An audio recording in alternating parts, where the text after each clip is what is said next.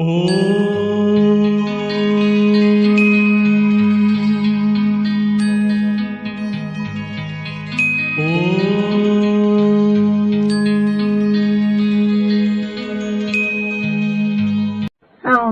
शांति। आज 14 मई 2024 बाबा के महावाक्य है, मीठे बच्चे आत्म अभिमानी बनो। मैं आत्मा हूँ, शरीर नहीं। यह है पहला पाठ। यही पाठ सबको अच्छी तरह पढ़ाओ। प्रश्न है, ज्ञान सुनाने का तरीका क्या है? किस विधि से ज्ञान सुनाना है? उत्तर है, ज्ञान की बातें बड़ी खुशी खुशी से सुनाओ, लाचारी से नहीं। तुम आपस में बैठकर ज्ञान की चर्चा करो, ज्ञान का मनन चिंतन करो, फिर किसी को सुनाओ। अपने को आत्मा समझकर फिर आत्मा को सुनाएंगे तो सुनने वाले को भी खुशी होगी। ओम शांति। बाप कहते हैं, आत्म अभिमानी व देही अभिमानी हो बैठो, क्योंकि आत्मा में ही अच्छे व बुरे संस्कार भरे जाते हैं। सबका असर आत्मा पर होता है। आत्मा को ही पतित कहा जाता है। पतित आत्मा कहा जाता है तो जरूर जीवात्मा ही होगी। आत्मा शरीर के साथ ही होगी। पहली पहली बात कहते हैं, आत्मा होकर बैठो। अपने को शरीर नहीं, आत्मा समझ बैठो। आत्मा ही इन ऑर्गन्स को चलाती है। खड़ी खड़ी अपने को आत्मा समझने से परमात्मा याद आएगा।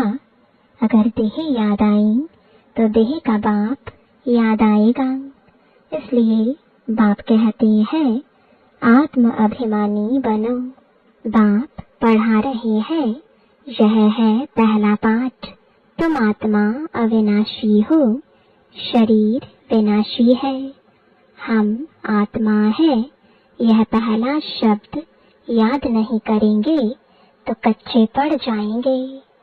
मैं आत्मा हूँ, शरीर नहीं हूँ, यह शब्द इस समय बाप पढ़ाते हैं। आगे कोई भी पढ़ाते नहीं थे। बाप आए ही हैं आत्म अभिमानी बनाकर ज्ञान देने लिए। पहला ज्ञान देते हैं, हे आत्मा तुम पतित हो, क्योंकि यह है ही पुरानी दुनिया। प्रदर्शनी में भी तुम बच्चे बहुतों को समझाते हो, प्रश्न उत्तर करते हैं। तो जब दिन के समय रेस्ट मिलती है, उस समय आपस में मिलना चाहिए, समाचार पूछना चाहिए।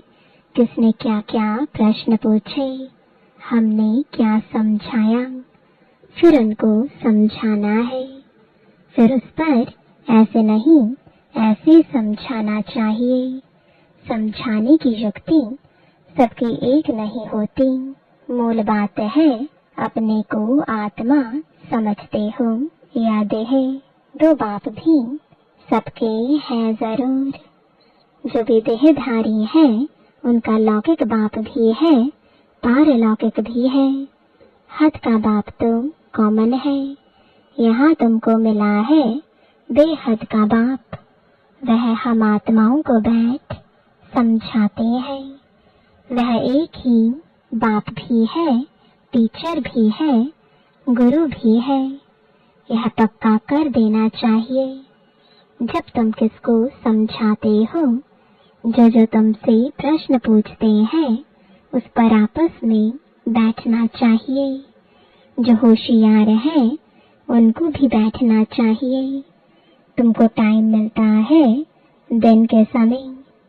ऐसा नहीं कि भोजन खाते हैं इसलिए नींद का नशा आए। जो बहुत खाना खाते हैं उनको नींद का आलस्य आता है। दिन में क्लास करना चाहिए। फलाने ने यह पूछा, हमने यह रिस्पॉन्स किया। प्रश्न तो भिन्न भिन्न पूछेंगे, उनका रिस्पॉन्स भी चाहिए रियल। देखना चाहिए उनको कशिश में लाया, सेटिस्फाई हुआ, नहीं तो फिर करेक्शन निकालनी चाहिए।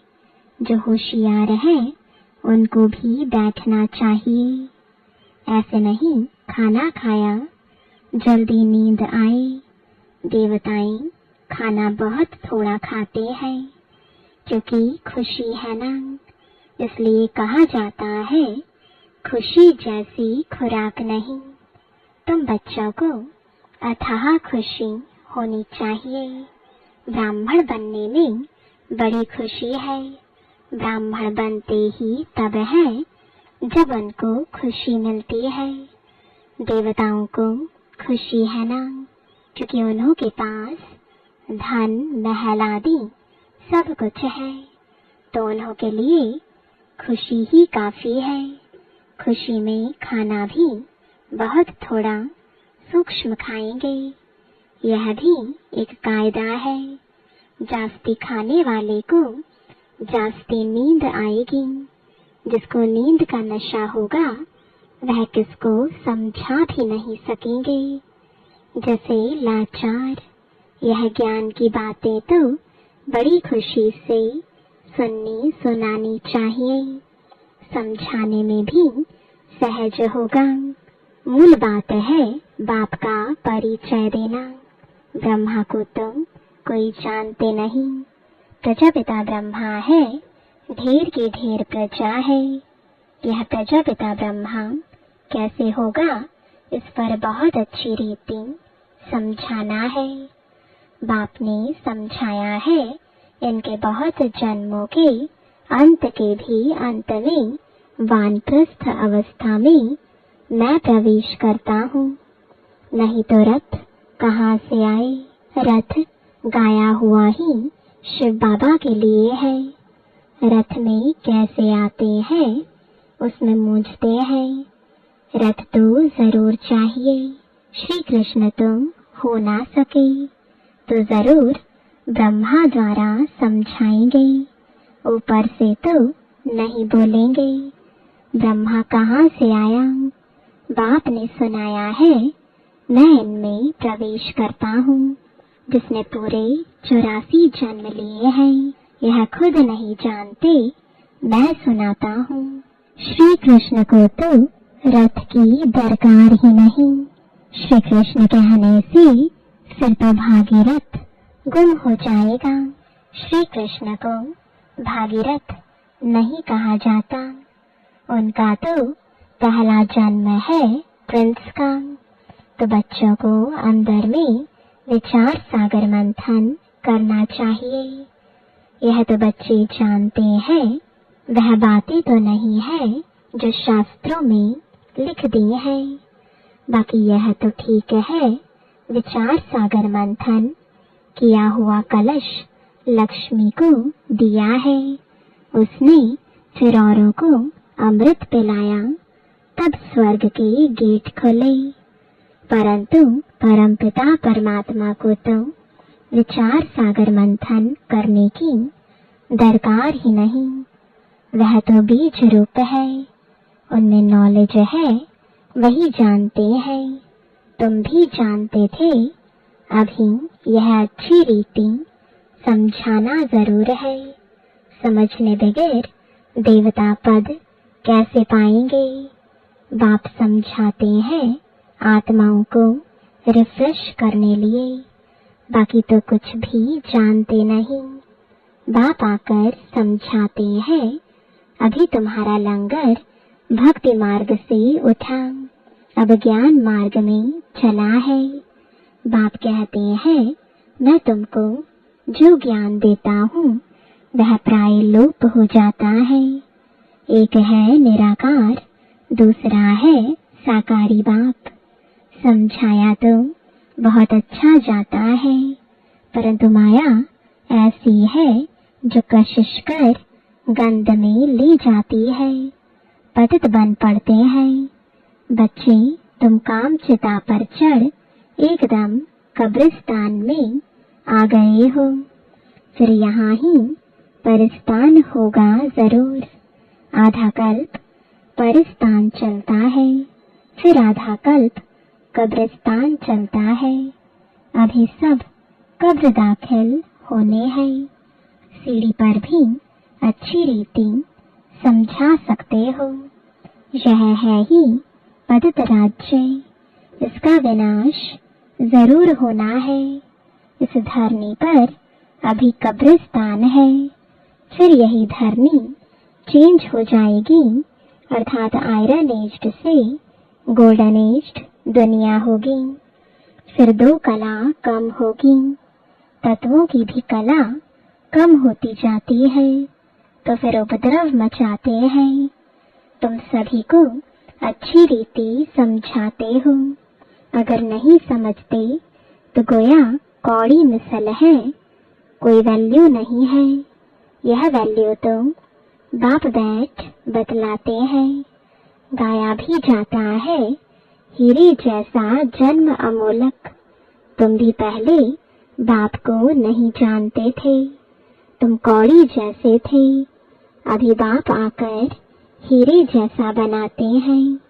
बाप से ही हीरे जैसा जन्म मिलता है, फिर कौड़ी जैसे क्यों बन पड़ते हो? तुम ईश्वरीय संतान हो ना। गायन भी है आत्माएं परमात्मा अलग रहे बहुकाल। जब वहाँ शांति धाम में है तो उस मिलन में कोई फायदा नहीं होता। वह तो सिर्फ पवित्रता व शांति का स्थान है। यहाँ तो तुम जीव आत्माएं हो और परमात्मा बाप उनको अपना शरीर नहीं है। वह शरीर धारण कर तुम बच्चों को पढ़ाते हैं। तुम बाप को जानते हो और कहते हो बाबा। बाप कहेंगे ओ बेटे। लौकिक बाप भी कहेगा ना, हे बाल बच्चे आओ तो तुमको टोली खिलाऊं। झट सब भागेंगे। यह बाप भी कहते हैं बच्चे आओ तो तुमको बैकुंठ का मालिक बनाऊं, तो जरूर सब भागेंगे। पुकारते भी हैं हम पतितों को पावन बनाकर पावन दुनिया विश्व का मालिक बनाने आओ। अब निश्चय है तो मानना चाहिए। बुलाया भी बच्चों ने है, हम आते भी बच्चों के लिए है। बच्चों को ही कहते हैं तुमने बुलाया है, अब मैं आया हूँ। पतित पावन भी बाप को ही कहते हैं ना। गंगा आदि के पानी से तुम पावन बन नहीं सकते। आधा कल्प तुम भूल में चले हो, भगवान को ढूंढते हो, परंतु किसको भी समझ में नहीं आता है। बाप कहते हैं हे बच्चों, तो बच्चों का भी उस उल्लास से निकलना चाहिए हे बाबा, परंतु इतना उल्लास से निकलता नहीं है। इसको देह अभिमान कहा जाता है, न कि देही अभिमानी। तुम अभी बाप के सम्मुख बैठे हो। बेहद के बाप को याद करने से बेहद की बादशाही भी जरूर याद आएगी। ऐसे बाप को कितना प्यार से रिस्पॉन्स करना चाहिए। बाप तुम्हारे बुलाने से आया है। ड्रामा अनुसार 1 मिनट भी आगे पीछे नहीं हो सकता। सभी कहते हैं ओ फादर रहम करो, लिबरेट करो। हम सब रावण की जंजीरों में हैं, आप हमारे गाइड बनो। तो बाप गाइड भी बनते हैं, सब उनको बुलाते हैं ओ लिबरेटर, ओ गाइड, आकर हमारा गाइड बनो, हमको भी साथ ले चलो। अभी तुम संगम पर खड़े हो। बाप सतयुग की स्थापना कर रहे हैं। अभी है कलयुग, करोड़ों मनुष्य है। सतयुग में तो सिर्फ थोड़े देवी देवता ही थे, तो जरूर विनाश हुआ होगा। वह भी सामने खड़ा है जिसके लिए गायन है साइंस घमंडी। कितना बुद्धि से अक्ल निकालते रहते हैं। वह है रावण संप्रदाय। फिर हिस्ट्री रिपीट होनी है। अभी तो सतयुग की हिस्ट्री रिपीट होगी। तुम समझते हो हम नई दुनिया में उच्च पद पाने का पुरुषार्थ कर रहे हैं। पवित्र जरूर बनना है। तुम समझाते हो इस पतित दुनिया का विनाश जरूर होना है। बच्चे आदि तो तुम्हारे जीते नहीं रहेंगे, न कोई वारिस बनेंगे, न शादी आदि करेंगे। बहुत गई बाकी थोड़ी रही। थोड़ा समय है, उसका भी हिसाब है। आगे ऐसे नहीं कहते थे। अभी टाइम थोड़ा है। पहले वाले तो शरीर छोड़कर गए हुए हैं। नंबरवार पुरुषार्थ अनुसार जन्म लिया है। कोई यहाँ आए भी होंगे। दिखाई पड़ता है जैसे कि यहाँ का बिछुड़ा हुआ है। उनको ज्ञान के बगैर मजा नहीं आएगा। माँ बाप को भी कहते हैं हम तो यहाँ जाएंगे। यह तो सहज समझने की बातें हैं। विनाश जरूर होना ही है। लड़ाई की तैयारी भी देख रहे हो। आधा खर्चा तो इन्हों का इस लड़ाई के सामान में ही लग जाता है। एरोप्लेन आदि कैसे बनाते हैं? कहते हैं घर बैठे भी सारे खलास हो जाएंगे। ऐसी ऐसी चीजें बनाते रहते हैं क्योंकि हॉस्पिटल आदि तो रहेंगे नहीं। ड्रामा में यह भी जैसे बाप के इशारे मिलते हैं, वह भी ड्रामा में नोंद है। समझते हैं ऐसा ना हो जो बीमार पड़ जाए। मरना तो सबको जरूर है। राम गयो रावण गयो जाके बहु परिवार। जो योग में रहे आयु बढ़ाते होंगे उनकी जरूर बढ़ेगी। अपनी खुशी से शरीर छोड़ देंगे। जैसे मिसाल बताते हैं ब्रह्म ज्ञानी है, वह भी ब्रह्म में जाने के लिए ऐसे खुशी से शरीर छोड़ते हैं। परंतु ब्रह्म में कोई जाते नहीं, न पाप कटते हैं। पुनर्जन्म फिर भी यहाँ लेते हैं। पाप कटने की युक्ति बाप बतलाते हैं कि माँ में कम याद करो और कोई को याद नहीं करना है। लक्ष्मी नारायण को भी याद नहीं करना है। तुम जानते हो इस पुरुषार्थ से हम यह पद पा रहे हैं। स्वर्ग की स्थापना हो रही है। हम पढ़ रहे हैं यह पद पाने के लिए। नंबरवार पुरुषार्थ अनुसार उन्हों की जो डायनेस्टी चलती है वह बाप ने संगम पर अभिस्थापन की है।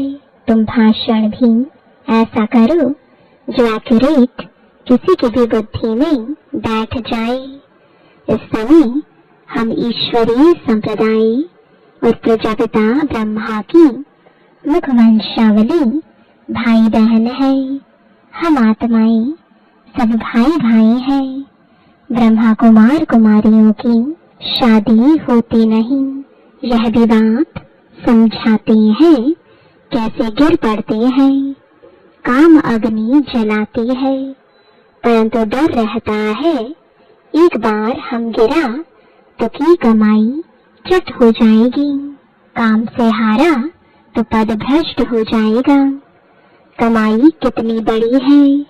मनुष्य पदम करोड़ कमाते हैं। उनको यह थोड़े ही पता है कि थोड़े समय में यह सब खत्म होना है। बम्स बनाने वाले जानते हैं यह दुनिया खत्म होनी है। हमको कोई प्रेरक है, हम बनाते रहते हैं। अच्छा, मीठे मीठे सिखिलदे बच्चों प्रति माता पिता बाप दादा का याद प्यार और गुड मॉर्निंग। रूहानी बाप की रूहानी बच्चों को नमस्ते। रूहानी बच्चों की रूहानी बाप दादा को गुड मॉर्निंग और नमस्ते। धारणा के लिए मुख्य सार है, पहला, ज्ञान को अंदर घोटना है, अर्थात विचार सागर मंथन करना है। ज्ञान की आपस में रूह रिहान कर फिर दूसरों को समझाना है। सुस्ती व आलस्य को छोड़ देना है। दूसरा, देही अभिमानी बन बड़े उल्लास से बाप को याद करना है। सदा इसी नशे में रहना है कि हम बाप के पास आए हैं कौड़ी से हीरा बनने। हम हैं ईश्वरीय संतान। वरदान है ज्ञान सूर्य ज्ञान चंद्रमा के साथ साथी बन रात को दिन बनाने वाले रूहानी ज्ञान सितारे भव।